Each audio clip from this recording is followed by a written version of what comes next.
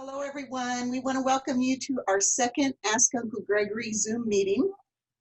We will be muting everyone during the first 30 minutes as Uncle Gregory shares his thoughts on today's topic, which is Texas history from an Apache perspective. He did warn me that this is probably part one of part three because the history is very long. So we'll be unmuting at the end of the listening event, and anyone that would like to ask questions, or if you just would like to unmute and say hi to Uncle Gregory and share friends and family, that would be great. We appreciate your participation as we're going to the video listening portion of the talks, and we're going to be posting all of these videos on our YouTube channel at iiamericas.org. And it will be under the playlist Ask Uncle Gregory. And just a word of, I guess, an effort has been made to go back and find some of our previous Ask Uncle Gregory videos. So there'll be 11 new videos that will be posted probably by Monday morning on our YouTube channel so that you can catch up with all of the thoughts that Greg has had over the last, looks like 4 to 5 years. I think we began in 2015. Based on what I can see from our videos. Let's see, so this coming 3 months will be a time for sharing knowledge about our culture. This month, September 25th, is American Indian Heritage Day in Texas. IIA will be participating in a virtual American Indian Heritage Day event on September 25th and 26th. They will be hosting author James Bird. He's going to be talking about his new book for middle schoolers called The Brave. It's a wonderful book. I've got halfway through it. I'm going to participate in a book discussion. Also, Indigenous Peoples Day is going to be happening in, I believe, October, we hope. And so that should be bringing a lot of virtual events to be learning more about our culture. For those of you who don't know about us, we're Indigenous Institute of the Americas. The organization was founded by 3 knowledgeable elders, Eddie Sandoval, Dr. Kathy Gutierrez Gomez, and Gregory Gomez, who's going to be our speaker today. The vision of these 3 people started in the 1980s in the Dallas-Fort Worth area. When Uncle Gregory moved his family to New Mexico, the nonprofit began in that location. And then we moved the headquarters back to Dallas-Fort Worth in 2014, where our largest volunteer group is, and where we've been having our North Texas American Indian Arts and Cultural event, Santa Fe Days. Also want to officially announce that Santa Fe Days will be postponed, but we're going to be participating in everything that we can over the next few months to keep our name out there. We hope that you enjoyed today's talk. We ask that you send more questions through our email at iiamericas.org @gmail.com. I'd like to now do a land acknowledgement, and then I'm going to ask Uncle Gregory for a prayer before we officially begin. Chokma, Osio, ancestors, we are taking this time to acknowledge with deep appreciation and with humble spirits that we stand on Mother Earth. We know that our Mother has been cared for by all the people who have walked on the path through the land where we're sitting during this meeting. We thank the tree people, the 8, 6, and 4-legged people, the 2-winged people, the slider people, and the swimming people. Thank you to the original people who lived at a time when tribal names were about our families and clans instead of the tribal names given to us by people outside of our culture. We honor you, and we hope that you will whisper your knowledge to help us understand how to face the challenge of this current virus and the wildfires taking place in California. To our first land, air, and water protectors who died struggling to protect what we enjoy today, we remember you, honor you, and thank you. Aho. Now to Uncle Gregory. Great Spirit, I come before you to thank you for each and every day, each breath, each heartbeat, each step that I have taken around Mother Earth. I want to thank you for the health, for the goodwill, for the love, the prayers that I have enjoyed, benefited from, and I have shared. I ask that you will be with me today and every day, but especially this morning as we cover some of this topic. I hope. Thank you everyone for joining us. If you'll stay muted during the first 30 minutes, we'll unmute after Gregory's finished this portion. It's now in your hands, Uncle Gregory. Well, thank you, thank you, thank you.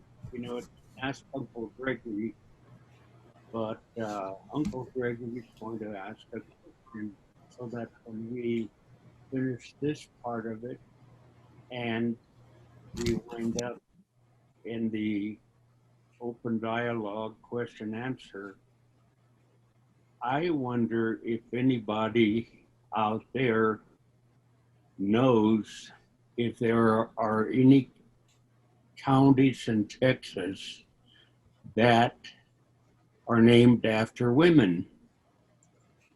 So there it is. You know, when Annette and I have talked over the years, and I have talked with many of you and other folks about different things, and this issue of history of Texas from an Apache perspective, the history of Texas as it is today, like the rest of North Pole to South Pole, starts in 1492. So I'm not going to talk about any one time except if I mention that era, that particular era. So our history in dealing with the Americas and Europeans started in 1492. Even though there were people that came over, some of the Vikings, some of the Irish did come over, but they did not settle as it happened after 1492. So I want you to think about the Southwest and northern Old Mexico. And I want you to think now of the border between the US and Mexico as it is today. So the Apache Nation, starting over on the west side, covered present-day Arizona, New Mexico, southern Colorado, Texas, Oklahoma, southern Kansas. On the other side, in what is now Old Mexico, it would have been Sonora across from Arizona, Chihuahua across from Texas and New Mexico, Nuevo Leon across from Texas, Coahuila across from Texas, and Tamaulipas across from Texas. Tamaulipas and Coahuila are actually named after indigenous nations that were agrarian, and they lived from areas of down around present-day Monterey, Old Mexico, into Central Texas. And by Central Texas, I'm talking certainly the San Antonio, but also the Austin area. One of our elders, Dr. Mario Garza, is Coahuiltec, and I hope we can get him to share with us some of their tribal history because it is fascinating. And it would be another great way for us to get an education about, quote, indigenous Texas history, although as I said, it covers more than that. The Coahuiltec and the Tamaulipas tribal people were the ones that built the missions in present-day Texas, particularly the ones in San Antonio, particularly historically the one known, the Alamo. So that covers that part of it. So when we think about our history as Indigenous people and as Apache people, we go back to that. And I think I mentioned before, I'm Lipan Apache on my mama's side, the Sandoval and Galvan, and Mescalero on my dad's side, the Mies and Gomez. The Lipan are known as Tutsundee, which means big water people. Big water, of course, because of what is now known as the Gulf Coast.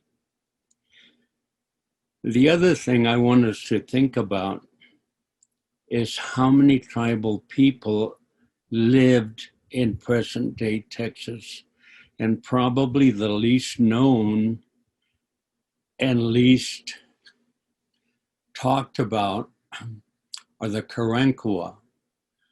The Karankawa were a nation that lived primarily on the coast from around present-day Houston down into present-day northern Old Mexico. They were the dwellers, the caretakers, the guardians of what is now the Gulf Coast. And historically,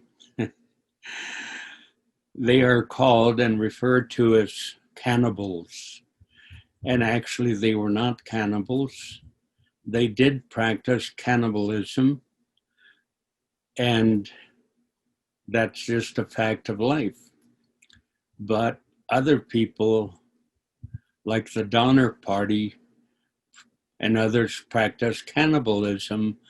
So, having said that, I couldn't say that all white people are cannibalistic. Like we can't say or shouldn't say that the Karankawa were cannibals. The other thing about that group of people, and not mentioning names, but one of the Indian feds who was an attorney and became a judge after federal judge after he retired, and I were talking one time, and he said, well, the Karankawa don't exist. They were killed off by the Mexicans. And not so.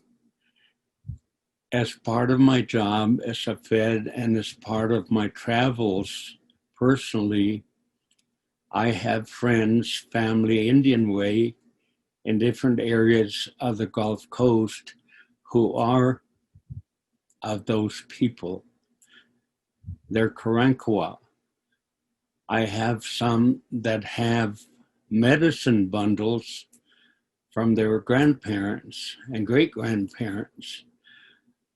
But because of things that we're going to be talking about and what is written as Texas history, the racism and the desire and need to control the labeling or mislabeling of Indigenous people in present-day Texas, everybody either had to go back to Oklahoma, to Old Mexico, be labeled as Mexican or Mexican nationals, or be killed off. So that is a succinct part of one group of tribes that existed and still exists, although not acknowledged. The tribes that existed, that are still in existence in Oklahoma, would be the Caddo, Kiowa, Comanche, Tonkawa. Okay. In Texas, we now have the Alabama Coshada, that come from Alabama and Louisiana, the Isleta with a Y, who were taken by the Spanish during the Pueblo Revolt in the 1600s to El Paso. They stayed there. And then the Kickapoo, who originally came from the Great Lakes area, were brought down into Oklahoma. Some of them migrated south into what was old Mexico, i.e. Texas, and some of them went further south into an area called Nacimiento, Old Mexico. So the Kickapoo in Old Mexico wound up with double citizenship because they fought on the winning side of the Mexican Revolution. Because they fought and won, they did not have to attend Mexican schools. They did not have to become Catholic. They were allowed to continue practicing their religion, their ceremonies, and their language. So this goes back a long time. Along with that, I'm going to mention the Absentee Shawnee, who are in and around Little Axe, Oklahoma. Why are they known as Absentee Shawnee? Because they were another one of the groups that had moved down to present-day Texas and present-day northern Old Mexico.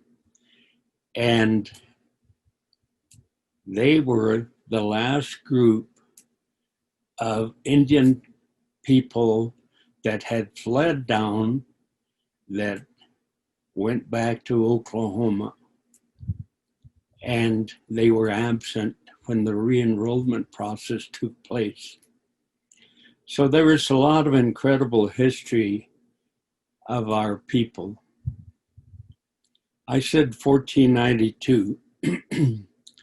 So by the mid-1500s, the colonizers started moving south from present-day Mexico City and north from present-day Mexico City. Normally, it was military units and a priest. The priest was in charge of taking care spiritually of the Spanish and the Indians if they could be caught and settled. One of the reasons the missions were built, as I mentioned in the San Antonio area and other areas, but especially there, was because the Coahuiltec and the Tamaulipec were agrarian, peaceful people. And guess who used to raid them for women and children? We Apache. Although the Comanche and the Kiowa particularly did some raiding down that way also. So that tidbit of history is part of who we are as Indigenous people and we Apache people. We ranged as far south into northern Old Mexico, along the coast, into the town of Monclova. And the reason is because Monclova early on became the seat of government for northern New Spain. The first treaties between the Lipan Apache and the Spanish government, and later the Mexican government, were in Monclova, Old Mexico, and that was in the 1600s. So our relationships politically date back to that time. I have seen in different areas of Mexico paintings. I have heard stories of what the Spanish did to some of the indigenous tribes down that way. The Otomi,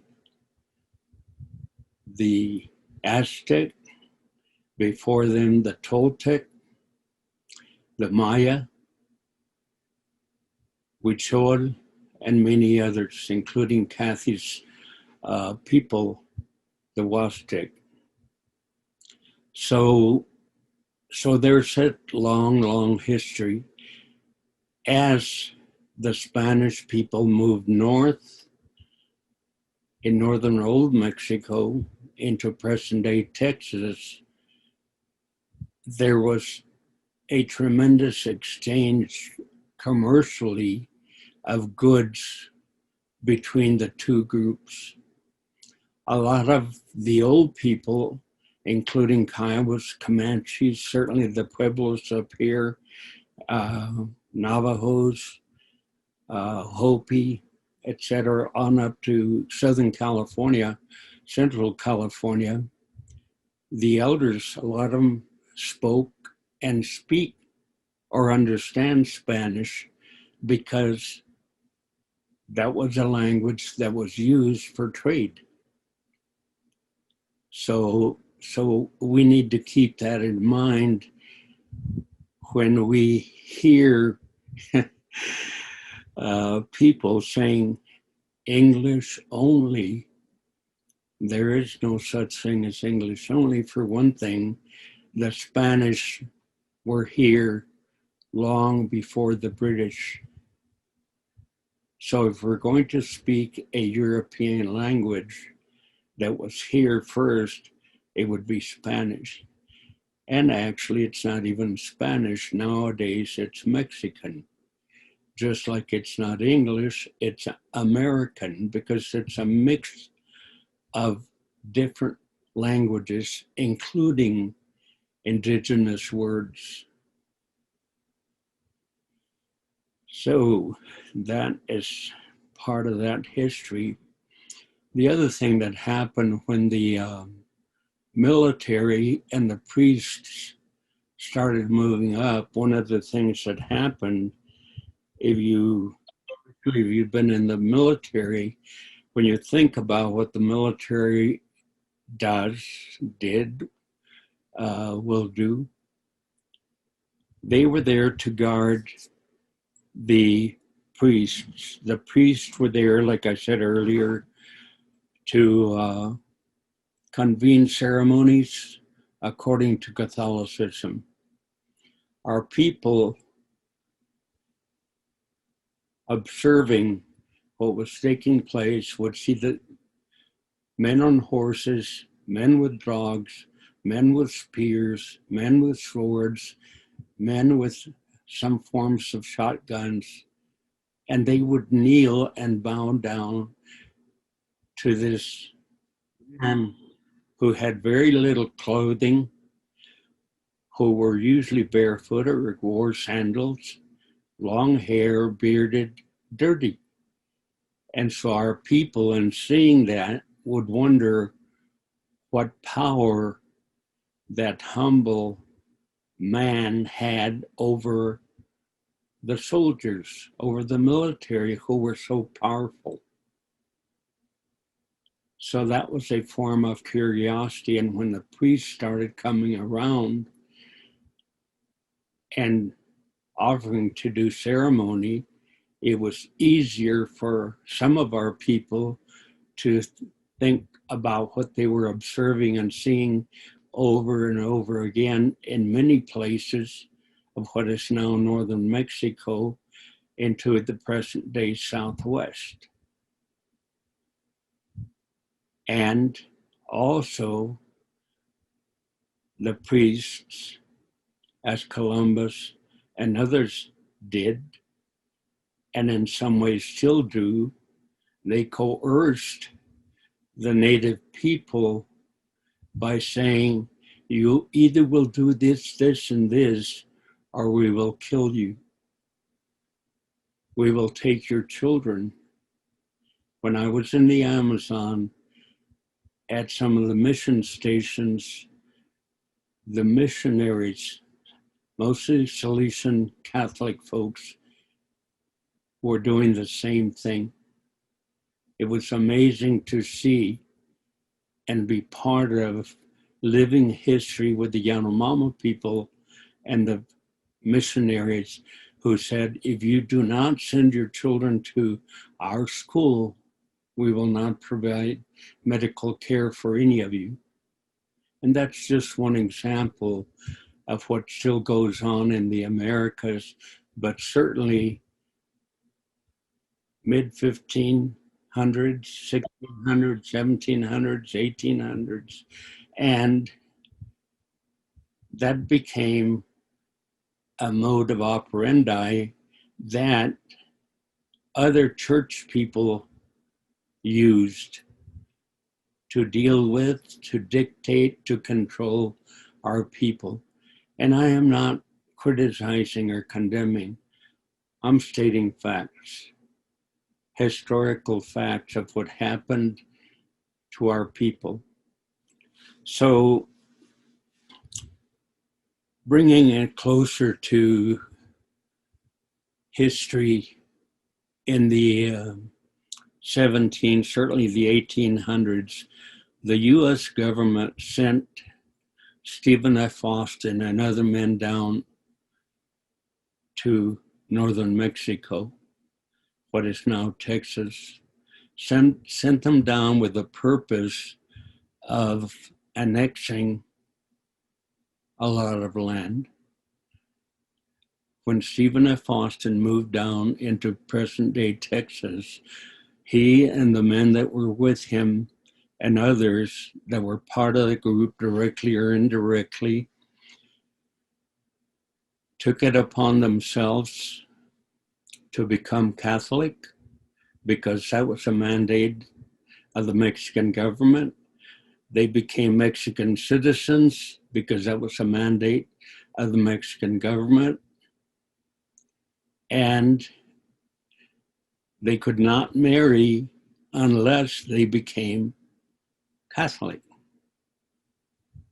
So there was that whole thing that was a reflection of Catholicism and Protestantism, which went this way. When the Spanish arrived, the men were not allowed to marry Indian women unless the woman was baptized. And then their children would be recognized as breeds. And again, going back, the Spanish brought their own culture and subcultures and their language, so that the first dominant non-Indian language in the Americas was Spanish.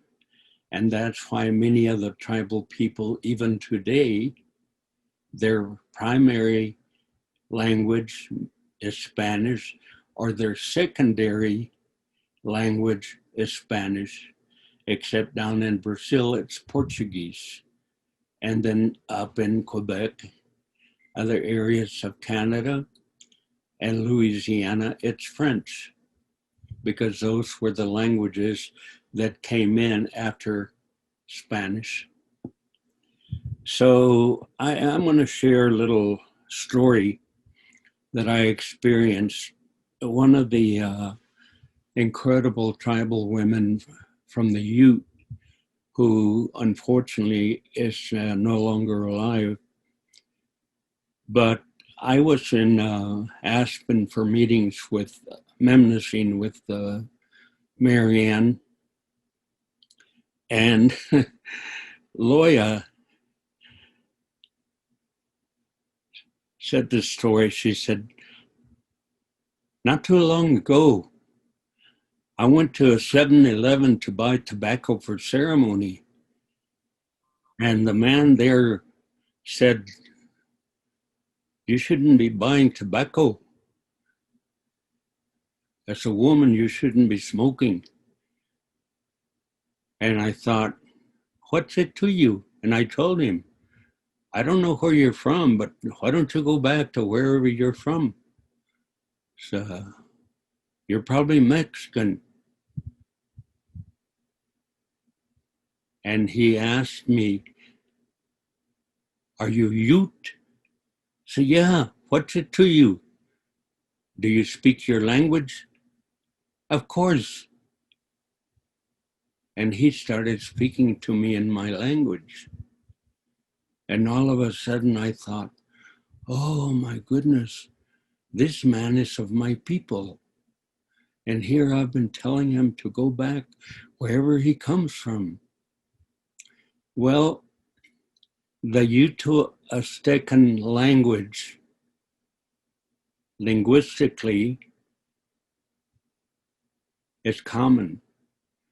That's one of the commonalities, just like for our people, the Athabascan language is Apache, Navajo, Hupa, the Athabascans in Alaska, and the Dene in Canada. So those are all the people that I know that speak Athabascan. So here Loya was telling this man with anger to go back, and yet they turned out to be relatives linguistically. And I want to share that because what happens, a lot of the native people south of the US border come up here and maybe all they speak is their language, or maybe that's all they're comfortable with, or maybe they only speak a little Spanish. And what happens is that our people up here speak a native language and or English as a primary or secondary language. And because of the influence of the US government and that group of people that came in later and their racism, their idiosyncrasies, a lot of us have also become racist. We have taken on that attitude, that mannerism toward our own people.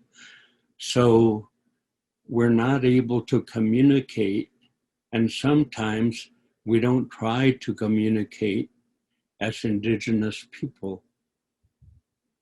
We communicate as American citizens and Mexican citizens or Colombian or Guatemala or wherever they happen to be at. So that's part of the history of Texas also, is that there were a lot of people in present day Texas who were Apache, Quahotep, Tamaulipas, Karankawa, Kiowa, Comanche, Tonkawa, Caddo, and other groups long before the last band of foreigners, white foreigners, moved in, and they brought an element of racism. Most of the people that moved into present-day Texas in the 1800s came from the Southeast. What happened in the Southeast? They and their ancestors were killing off the Eastern tribes. The Southeastern tribes, historically, if you don't know, go back and read what happened with the Cherokee people, the Choctaw people, the Chickasaw people, the Seminole people, you know, the Southeastern tribes that were large and wound up being removed to present-day Oklahoma. And why? So the folks that had already been dealing with tribal people in the Southeast moved to Texas, and here are all of this Indian people. And it's like, uh-oh, we've got to get rid of them. Sam Houston, as the first president of the Republic of Texas. His first wife was Telahina, and there's a town in Oklahoma by that name. It's primarily in Choctaw country, but that was Sam Houston's first wife. Well, what did Sam Houston do? He brought a bunch of Cherokee people into eastern Texas, known as the Cherokee Belt. Why? Because the Cherokee people had actually saved his life. They buried him and detoxed him. He was an alcoholic and he was a drug addict. So they buried him, they nursed him, they healed him. So when he came into present day Texas, he remembered and brought a bunch of the Cherokee people into present day Texas. Mirabeau Lamar, second president, was extremely racist, and he told the tribal people, you either go back to Oklahoma, go to New Mexico, go to Mexico, or we're going to kill you off. So my family on my mama's side, being a Lipan Apache, fell into that category and actually received the legal documentation of Mexican nationals. And the history of Texas is horrendous in what happened to we indigenous people that were there.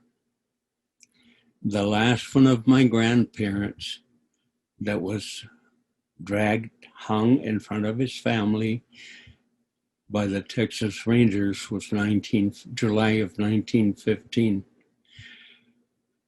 About 5 or 6 years ago, some of my family on the Galvan and Flores started looking for their grandfather's records. And they found him as a 3-year-old child on one of the reservations in Arizona, listed as a Lipan Apache. So a bunch of our people were taken by the military through West Texas, Mescalero, and on into Arizona. Eventually they came back, but they refused to acknowledge or say they were Apache because they were afraid that they would be taken away from home to Arizona, Oklahoma, or New Mexico. So there's an incredible disparity of written history and our oral traditions. I was at University of Texas in Austin a few years back, and they were having an international conference of educators, indigenous educators, about their history. And Patricia Gonzalez, who some of you know, as one of my sisters, had been asked to be a respondent to that group of educators. And she asked me if I would come and be there with and for her. And it was interesting that the 4 folks, Apache folks, who were there talking, I knew or had heard of. There's a family of Castros in the central Texas area down from San Antonio, Cuero, that area. And the Castros, very proudly, the young man stood up and said, "We have documentation where we worked with and for the Texas Rangers." I said, "Yeah, I've heard about your people. I had never met any of you, but my parents and grandparents used to talk about your band of Lipan Apache being scouts of the Texas Rangers and chasing us and killing us off." And the young man kind of sort of swallowed and looked at me funny. But again, oral history, oral traditions for many of us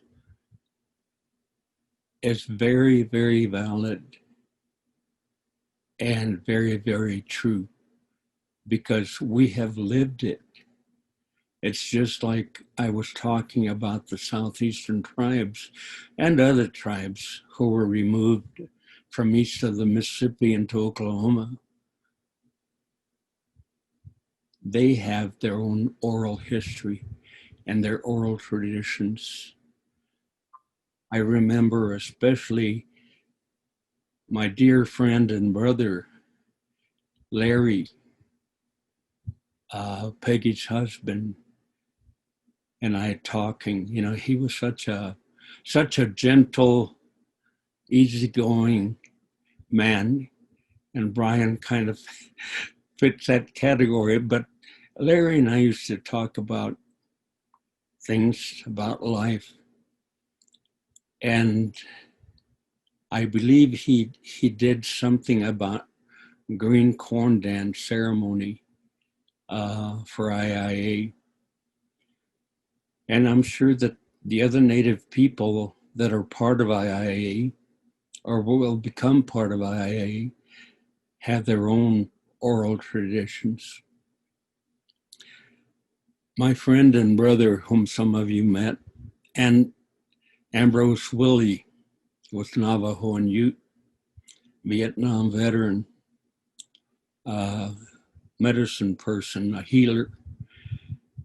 And he used to laugh and say, the Hopi came from down south. And I happened to be with Marianne and Ricardo and his son, Tonatiu, who were Toltec up at Hopi, and they started talking. There was a gathering of the Hopi people in Second Mesa, and they started talking, and the Hopi that were there talked about the migration of their people from down central Mexico. So there has been a lot of ebb and flow of our people.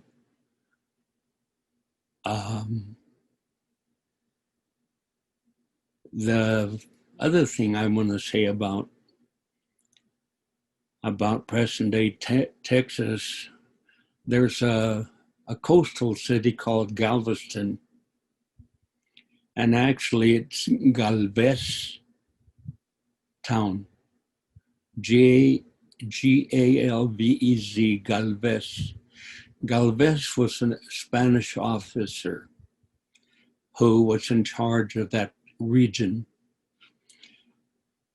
When the American Revolution started, the Spanish government sent gold to Galvez and his men for George Washington. And on the way up, 600 Choctaw warriors joined them. So in essence, the Spanish government provided more money and more men than France did, but has never been given the recognition. So those are the kinds of little things that oral tradition has come to me, and I am able to share with other people. I didn't experience that, but I have no reason to disbelieve or deny its historical value and truth. And it goes on and on and on. My sister, who is going to turn 84 years young, was telling me about, again, the Texas Rangers, and it's something I didn't know till just a few years ago. And they were looking for my mom's father, and my grandma was there. So she told him, crawl under the bed. And of course, back then they had those old metal wire type of bed springs. And she sat down and took her skirt, one of those camp skirts, sat on the bed and spread this. So the Rangers actually got down and looked, but because it was dark and her skirt and his clinging to that mattress, they didn't find him. Those are the kinds of indigenous true stories that I grew up with, that I experienced, that I have heard over and over, not only from our people, Apache people, but in traveling from Alaska down to the Amazon, I have heard many, many similar stories of their history, their living history. My question is, why? Why does it still continue? Why is this, why are these people in power right now doing some of the same things to our people? And I thank you. I thank you for listening, for sharing. I look forward to at least one more session on Texas history, because it's a reflection of one of the last places in this country that was subjected to incredible racism, hatred, killing, robbing, etc. So this is all that I'm going to have for now. I will turn it off and get to other questions from folks that may want to ask something or share something. Thank you so much, Gregory. That was super informative. Just to remind everyone, I will be editing this Zoom call and placing it on YouTube so that everybody can go back and get the full information from the beginning of the meeting. I welcome another Zoom call on Texas history. I certainly learned some things I didn't know before. It sounds like there might even be a third if necessary. There are probably things you'll think about after we turn off the call.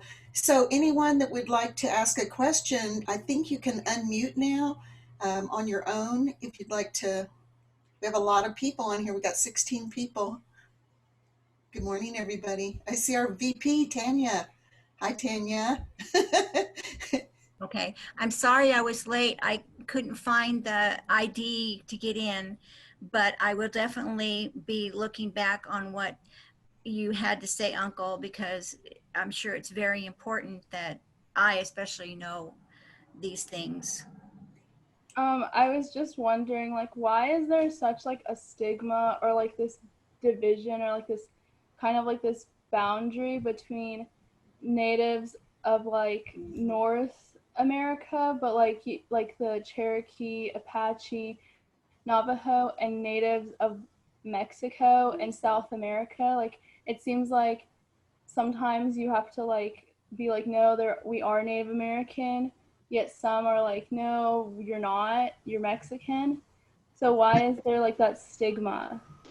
Let me address that in a different way. You use the term North American, and that is another basically white U.S. term. Because if you look at the map, North America is comprised of Mexico, the U.S., and Canada. Right. What separates, as I said earlier, is a division, historical division, which includes language. Another topic that I would like to cover sometime that will address specifically what you just asked is what is called in this country and Canada enrollment, or CDIB, Certificate Degree of Indian Blood, or in the case of the Navajos, a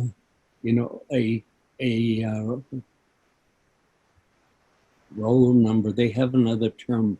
I just lost it. But anyway, there is a reason, as I mentioned, of built-in racism in this country, which affects and impacts all of us, some of us more than others, and divides, and they can conquer. So it goes back to a lot of the being, quote, federally recognized in this country. And if you're not federally recognized, then you're not Indian. My great-great-grandfather on my dad's side, Negoyani, which means old man of wisdom, from the West Texas area.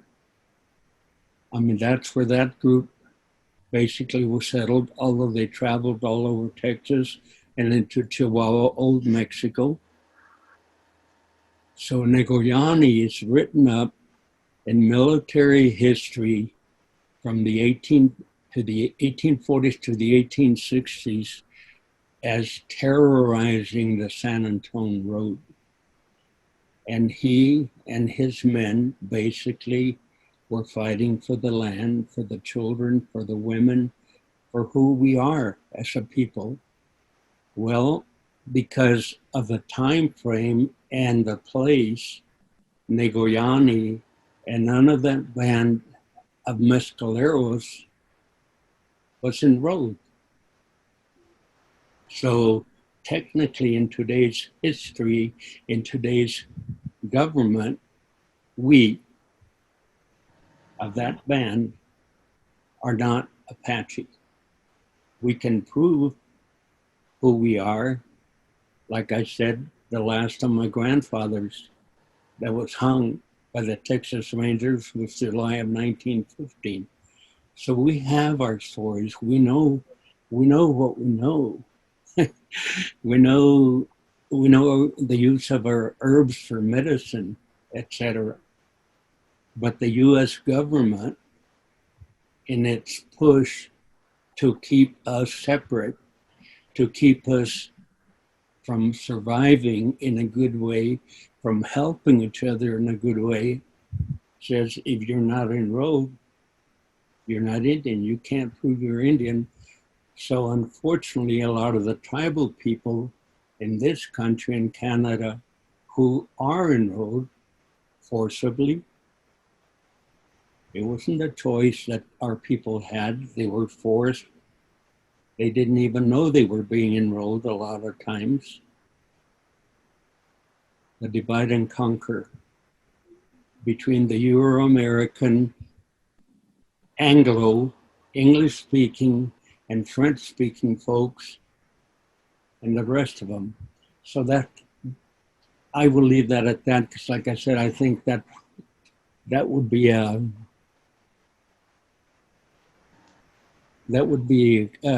different topic for discussion if you guys want. Any other questions or comments? Good morning. May I say something? Yes, sir. Good morning, Uncle Gregory. How are you? Doing good. Good. Good morning, everyone.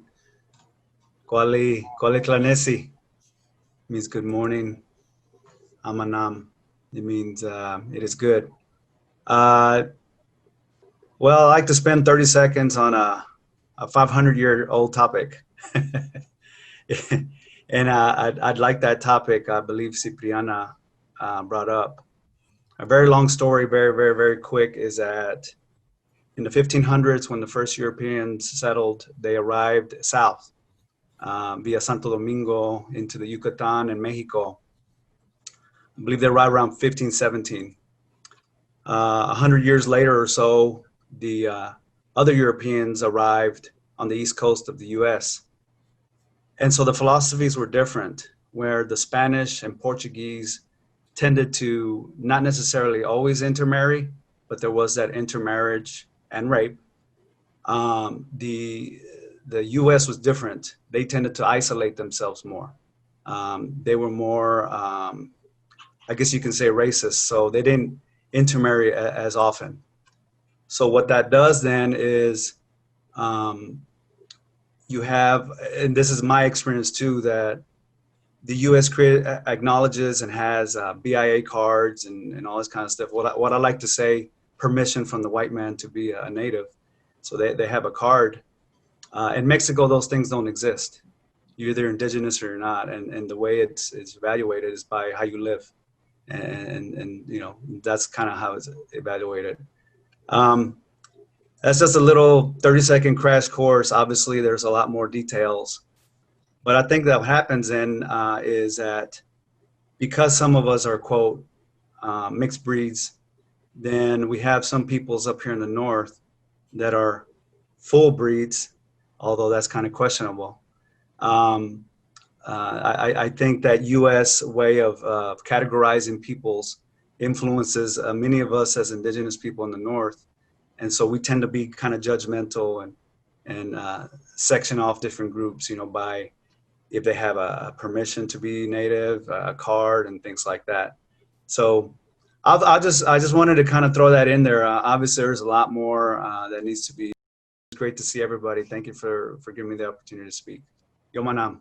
Thank you. Thank you, Vilio.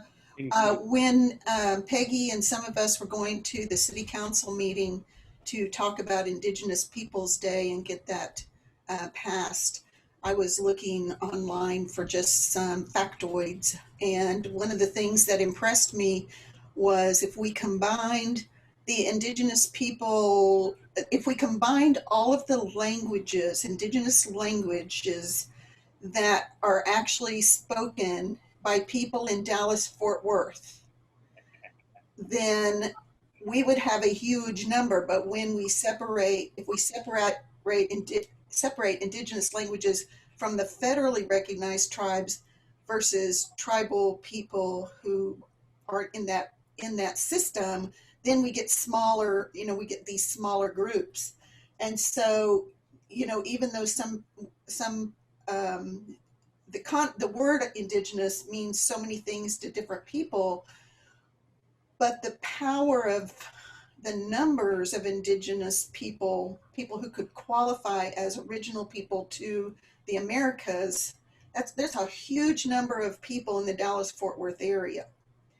And so there's power in that grouping if you looked at it in terms of languages or you looked at it in terms of our history to the land. But yet it's very hard to know how to bring that together without also losing our identity in terms of our federal, you know, U.S. recognition versus non. So I guess my point was I was surprised at the numbers of people, like 200 indigenous languages that just come from south of the Rio Grande, but are spoken in Dallas-Fort Worth, in addition to our federally recognized tribes and our state tribes. Let me make a couple of quick comments.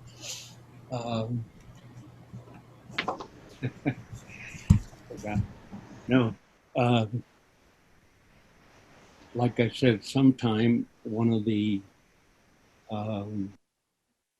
things I want to talk about is the enrollment process and what it has done to us. The other thing is that every day is Indigenous Day,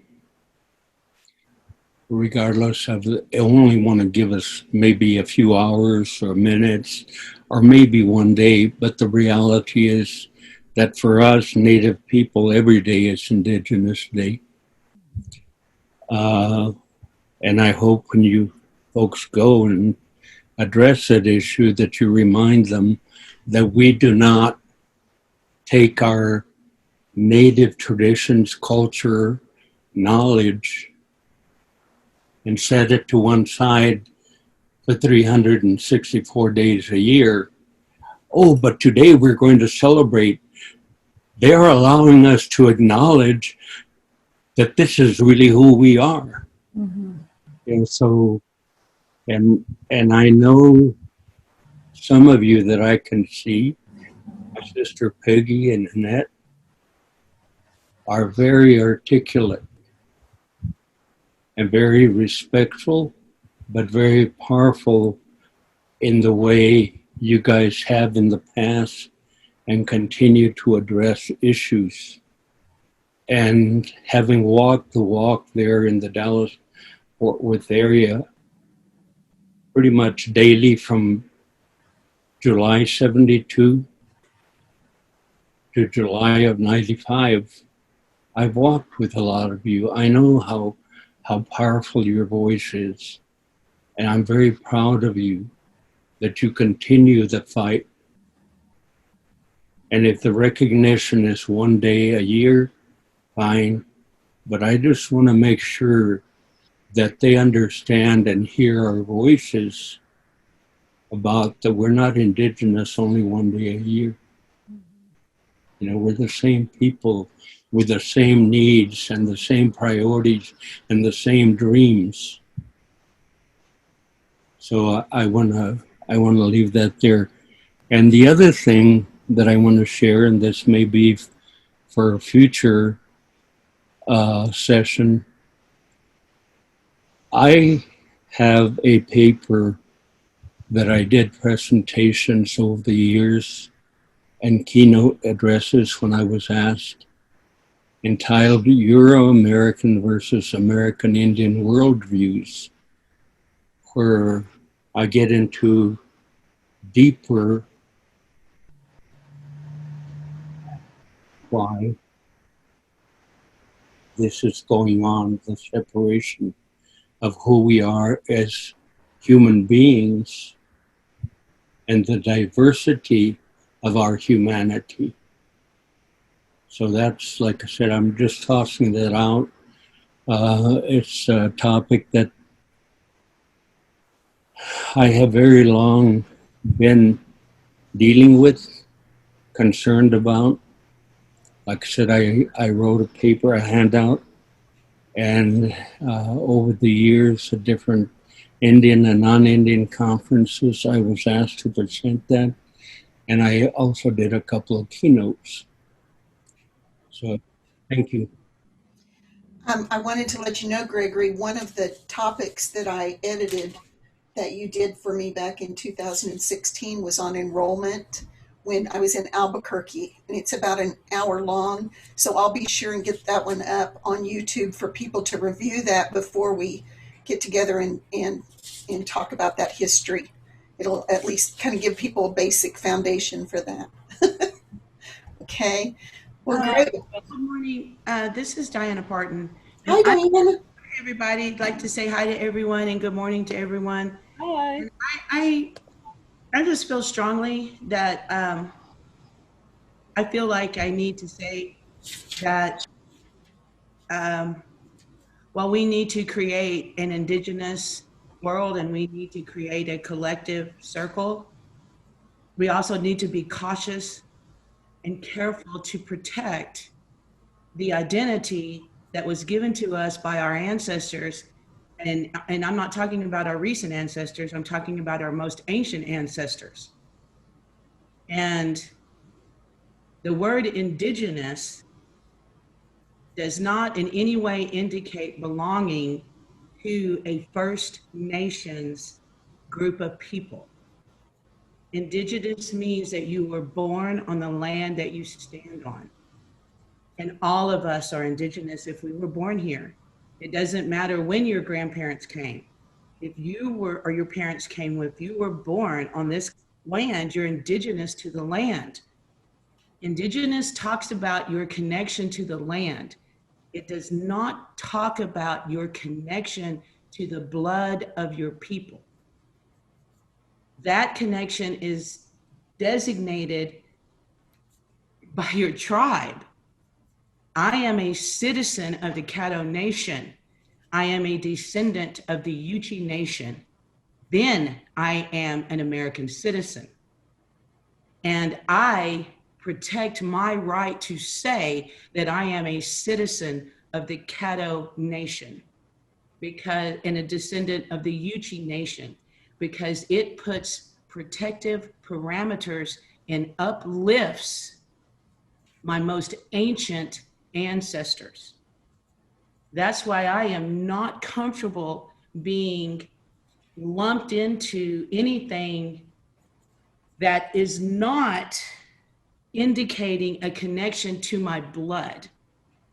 So I am happy to say that I am Indigenous to this continent, and my blood is in this continent, and I am protective and inclusive of every other person whose blood is connected to this continent. But I am a citizen of the Caddo Nation, and I feel that we should maintain those distinctions. I feel that there's a move to make us all into one thing. Again, like they did when they made us sign all these deals and make us declare that we honor our mother's tribe, but we don't honor our father's tribe because we can't claim both. Or can't we claim both? Both of the blood and DNA runs in our blood. Why does the U.S. government decide that we can only claim one? Well, why is everyone now making me to say that I can't say that I belong to a federally recognized tribe? Or I can't say that my traditions are different and my connection to this land is different? So I just want to throw that out there. I feel like there needs to be something said about the current structure and about the difference between being called Indigenous, being called Native, and being called a citizen of your tribal nation. And that's what the differences are. The other thing I would like to throw in there is the reason why we are pushing to change it to, and we're not pushing to change for one day to recognize us. That's not what this moment is about. This moment is about removing the opportunity to recognize a murderer named Columbus. So that is why I work on this Indigenous thing. I think that we all should honor every blood that's in this land, and Indigenous Day should stand. But it's not about not honoring citizens of tribal nations. Indigenous Day is about not honoring Columbus Day and honoring all the blood that's been laid down.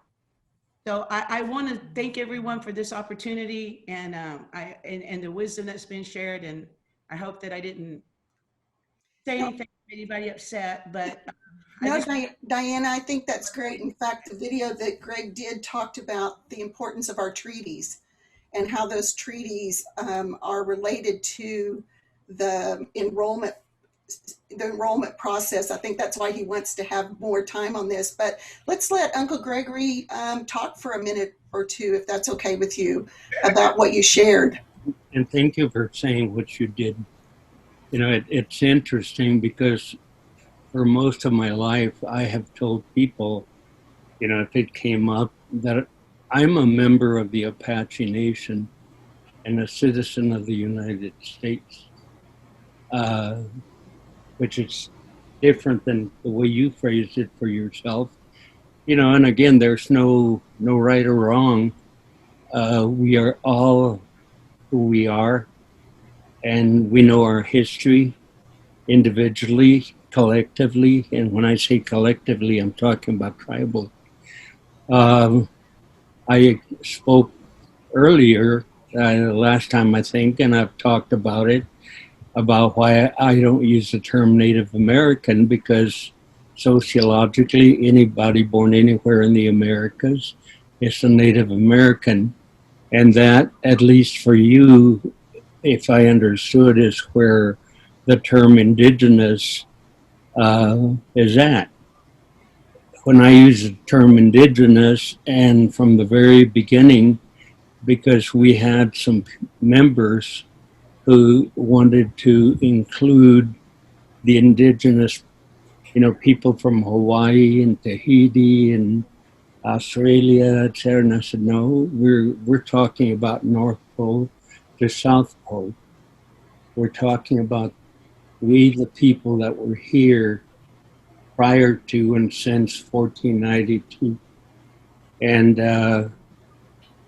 I'm glad that you guys are going to go and talk to, City Hall and whomever else.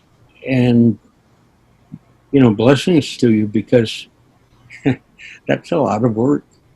It takes a lot of courage to go in front of people who basically do not understand, do not believe, and a lot of times are not interested in what we have to say. So more power to those of you that are there, involved and pursuing that. And thank you. A quick story about your people that you may know, probably grew up with it. When the Spanish were coming up and went into areas, present-day East Texas and Louisiana, where the Caddo people lived, the Sun people, and would burn the crops or would burn, their corn. Well, what the Caddo people used to do is they would take mud, they would take a grain of corn and roll it in a mud ball and walk along and toss it, throw that into the ground, which was mud. It was muddy because certain areas are like a floodplain. So they always had a crop of corn. The Spanish were never able to control the Caddo corn crop. And I learned that from an elder back in the 70s when I started working for the federal government. And I used to ask a lot of questions, directly, indirectly, and was blessed with a lot of stories by some of the people of the 39 federally recognized tribes in Oklahoma. Well, I thank you so much for that story. I've never heard that story. And I turned my video on so you could see my face. I had it off before because my hair's all crazy and I don't have any makeup on. But I wanted to honor you by telling you, thank you for sharing that Caddo story. I've never heard it before, but I will hold it in my heart and think about it and pray on it and ask Creator to show me what I'm supposed to learn from the story that you just showed me. Shared with me, and I really appreciate it so much.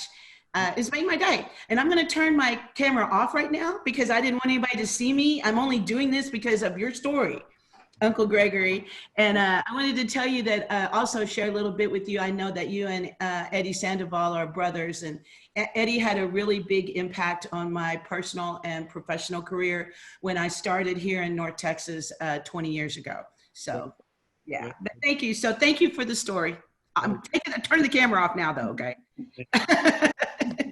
Again, let me just say, the topic was supposed to be Indian tribes of Texas, basically. And I told Annette, I said, no, we have to start with 1492, the movement from the islands, as Evelio was talking about, into central Mexico, Tenochtitlan, or Mexico City now, and their migration south and north.